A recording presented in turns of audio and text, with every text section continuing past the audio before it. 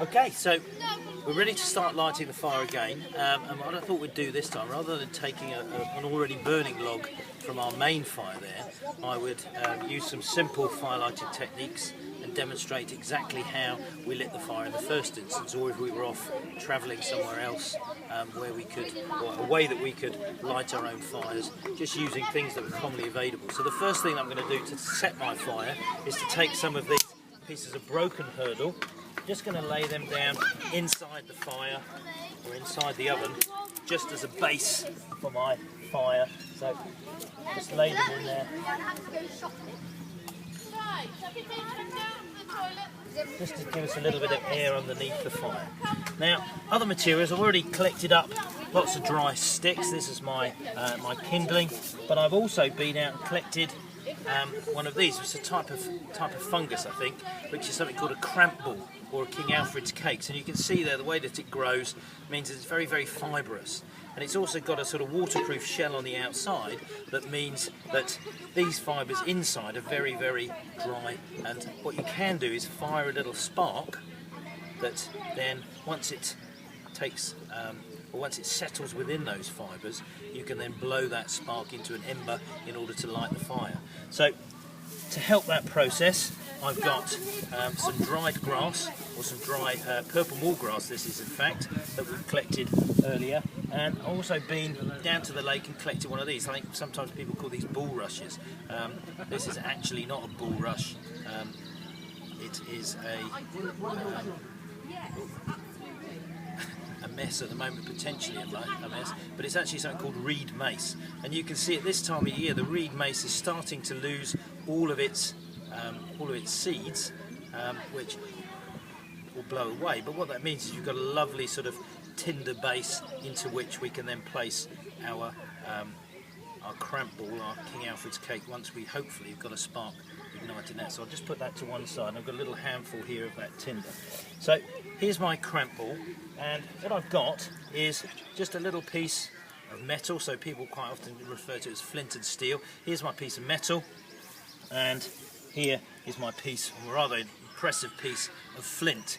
And the simple process is trying to scrape some of this metal off on the sharp edge of the flint, because I think we all saw earlier in the week how sharp the flint is. So just to give you a quick demonstration, there's the sparks, but the difficulty is trying to catch those sparks within actually the cramp ball. So what I'm going to try to do is just fire a spark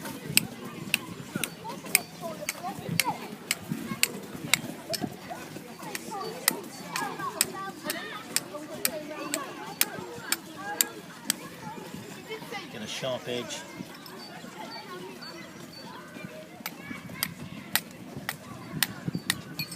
And once we do that, just reaching, fingers crossed if we've done it right, we should start to get a little ember glowing in there. Now in the meantime, what I'm going to do is take my dried grass, roll that dried grass into a little nest.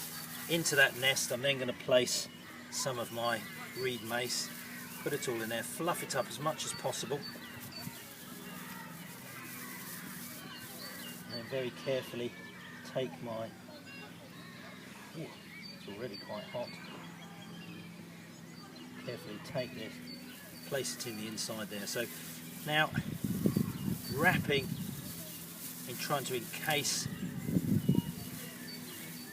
my ember inside here, I'm going to try to blow that into a flame.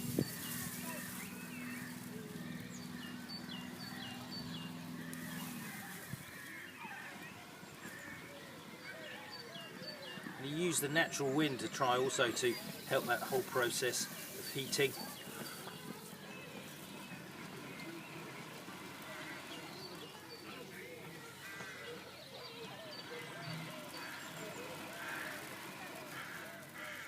I suggest one more blow and we should have a flame.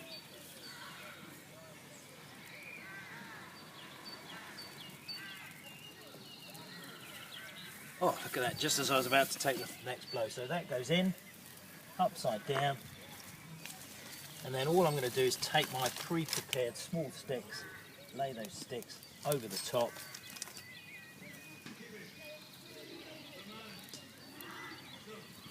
In one direction, and then in the other direction.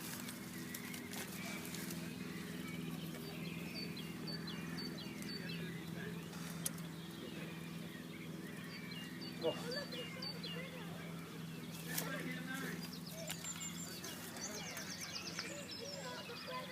Oh.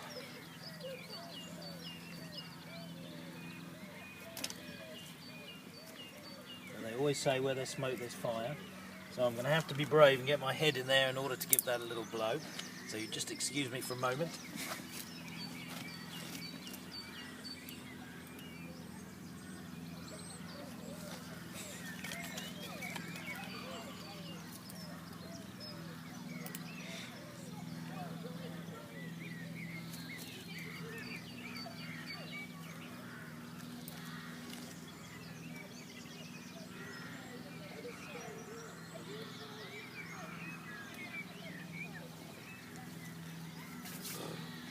Of course, the difficulty with this type of oven is that there isn't an awful lot of air inside here, so this is the first time we've tried to do it inside the actual oven, and I'm not convinced that I do see some flames at the back there, but I'm not convinced that using this method is the best way to actually get the fire going. Maybe we should make the fire outside and then place the fire inside the oven itself, because one of the things about fire is that in order for it to be successful, it needs lots and lots of air, plenty of oxygen in order to aid that combustion process. So we'll have one more go.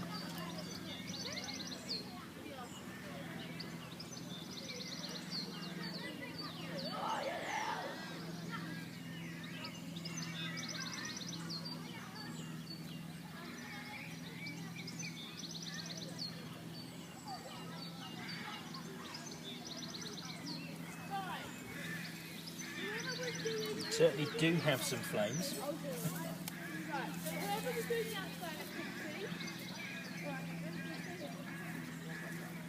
just going to give that a little while just to see if we can flame it up.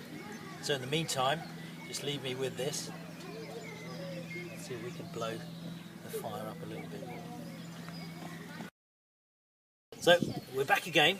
There's been a 2-minute interlude where I've taken a little bit more of our reed mace, mixed some of that in, tucked it in underneath, and we've still managed to maintain the ember, and we've now hopefully got enough flame. The other thing I did was to pull everything just as close as I could to the entrance to the actual oven to try to maximise the amount of air that was getting through to it. So we're at the stage now where we can start to place some of these larger sticks across the top in one direction and then in the other.